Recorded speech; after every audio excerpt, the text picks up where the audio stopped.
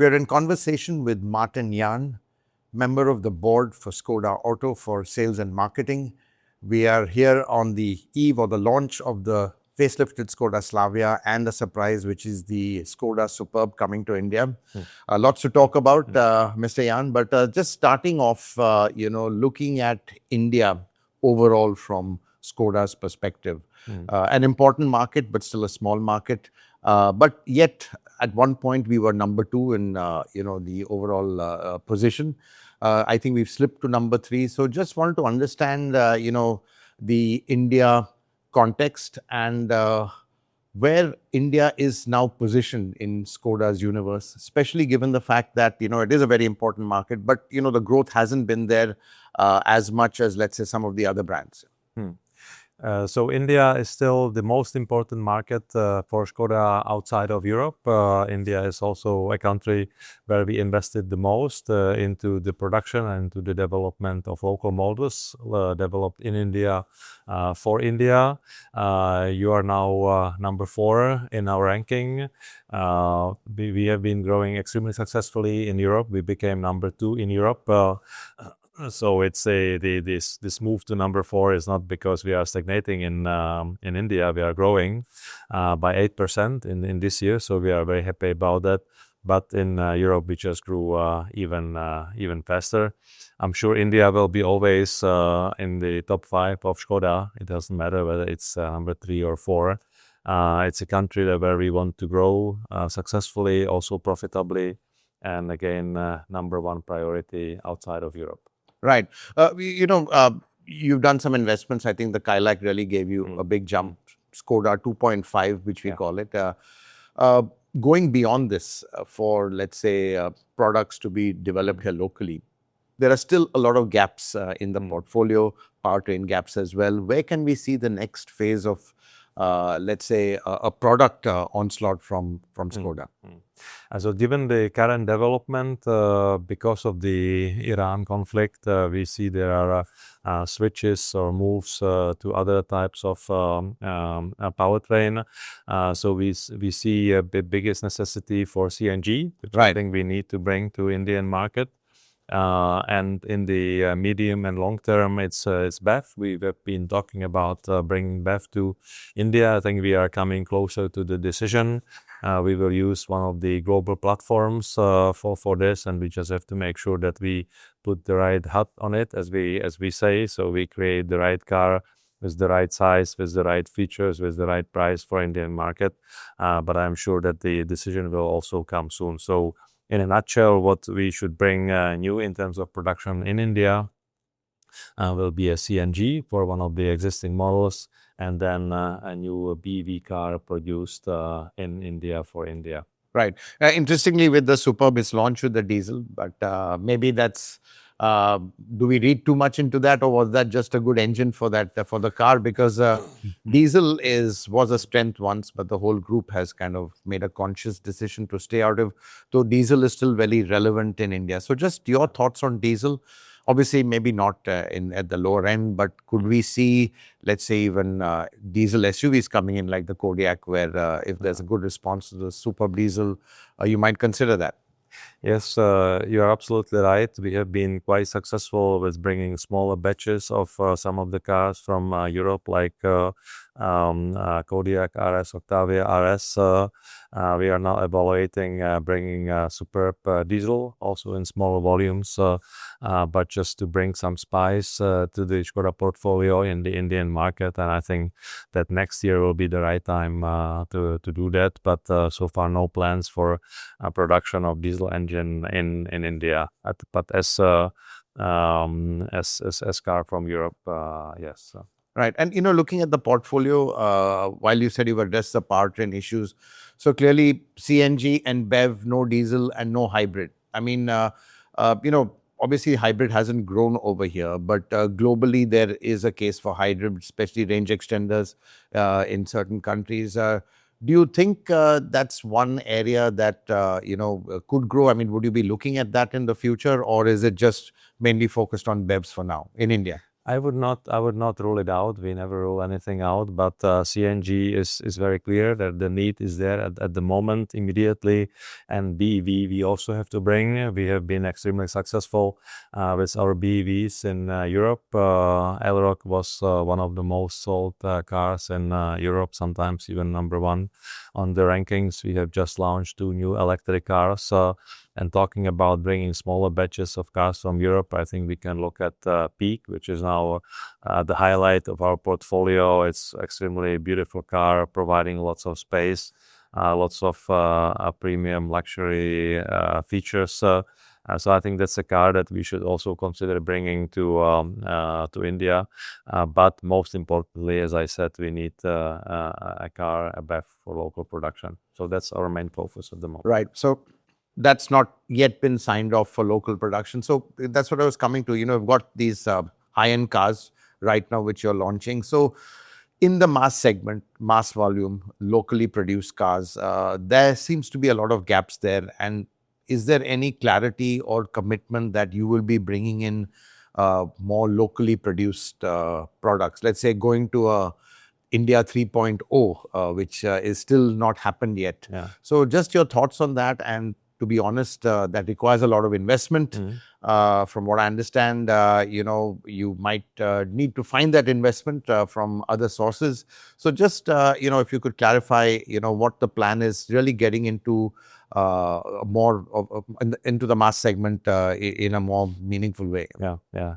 No, we have to bring a car to the mass BEV segment. It will be based on one of our global platforms. We just have to figure out the right size and features for the Indian markets, also the right suppliers and costs, because the Indian market is also very competitive in terms of price. So the costs have to be in line with that. And we will do that. Looking for capital or finding ways how to finance it is another way. I think for me, as a board member responsible for sales, it's more important how the car will look like when it comes to the market and so on. But there is a very clear commitment from Škoda that we will bring such a car, because we want to successfully grow in India, and we know there's a future for electric cars in India. So we will definitely bring one model. Right. And, I think a lot of global OEMs are looking at operations in China. You have at a group level over there, because clearly the Chinese market and Chinese customers are very aligned towards India in terms of features, tech, pricing. Do you think that's the strategy, you would look at? Because clearly, I think, I think some of those models might be more suitable for India than coming from Europe.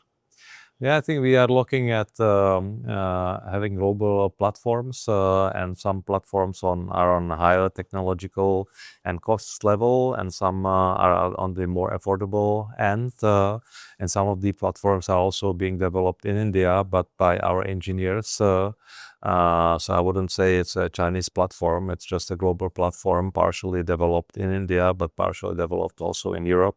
The car will be finally developed here, as we developed the Kylaq and Kylaq and Slavia here. So it will be again a car developed in India for India, but based on our global electric platform. Right. But, to be honest, I think one of the big challenges when you, bring global platforms here is the cost. And I think that's been one of the big challenges, going forward, that the costs of development of products over here with the European cost structure has been prohibitive. So do you see, let's say Škoda focusing more on localization is one thing, but even local development and more local R&D to bring the cost down of product development? Yes, in general, we want to move more R&D to India. On the other hand, Indian market for us is not at the moment big enough to develop a platform only for Indian market. So we are looking at all the options. Maybe in the future we will be exporting cars from India to Europe. So everything is becoming more global, and we take one part from China, one part from Europe, one part from India. We have to adjust the cost for Indian market, which is not only development but also localization. So this is what we do, and we learn on the way. The platforms of Kylaq and Kylaq and Slavia are also based on European platforms. Those were not platforms developed in India for India. It's an MQB that was adjusted for India, that is now being successfully used also for Volkswagen brand for export to Mexico.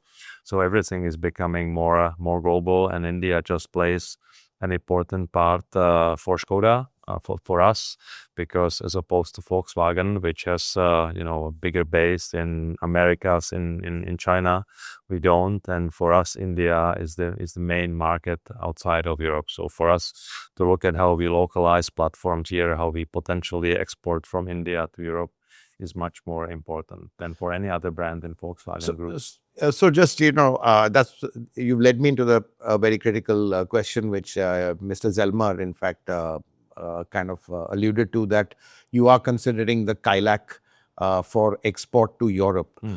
So is that on? I would imagine there would be challenges because of crash norms, let's say EU 7 also from, let's say, emission standpoint. A lot of, let's say, development work would need to be done, a lot of investment. So what's let's say, in terms of the export plan for the Kylaq to Europe, where are we on that?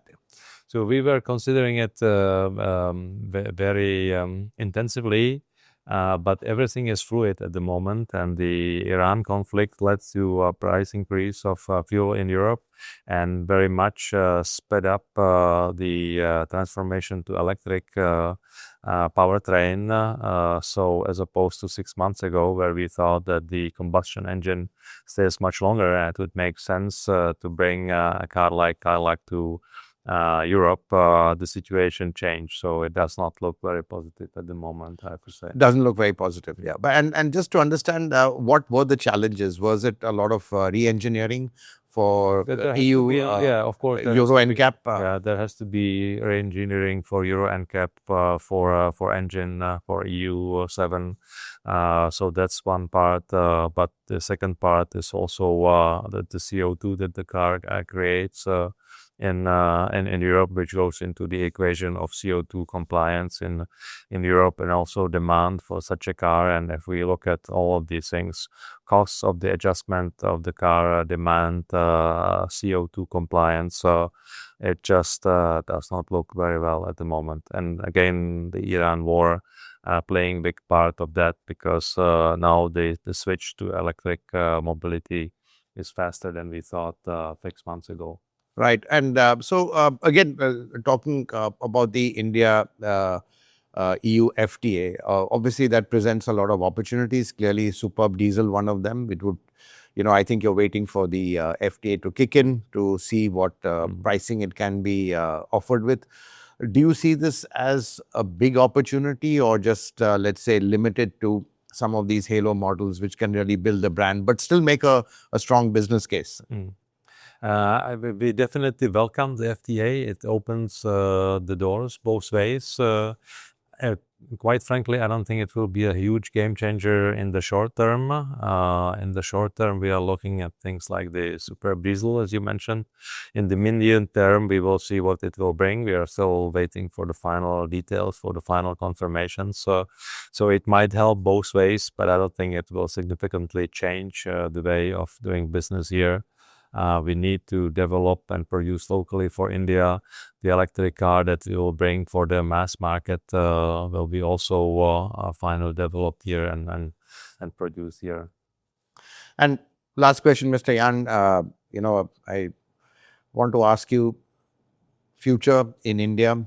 Clearly, I think the next big step would be big investment into, let's say, your BEVs or whatever. From what I understand, it might be as much as a billion euros to get the, let's say, go to India 3.0, which is industrialization of your BEVs. Quite honestly, where are we on that? Is that signed off? Are you waiting for it? Because I think, has that got a complete green light right now? And we can look for, let's say, the next phase of growth from Skoda as a result. So we are exploring the opportunities, how to invest in India. There was no final decision made. There are many ways how to do this, and we are working on it. That's what we keep telling you, and I just have to kindly ask you to be patient, and when we know more, we will let you know. But from what I understand, you are meeting your milestone development costs, development milestones for these products. That's not stopped from what I understand. I think the investment to meet those No. milestones may be small, but you're still meeting them. No, we are continuing, and it takes a long time to develop a new car, so we are working on that, and it's not stopping because of the investment. The investment will be found one way or the other, and the product steps are being taken. Right. Well, we do hope you find that investment and look forward to the next phase of growth of Skoda in India. Thank you very much. Thank you very much. Very kind of you. Thank you.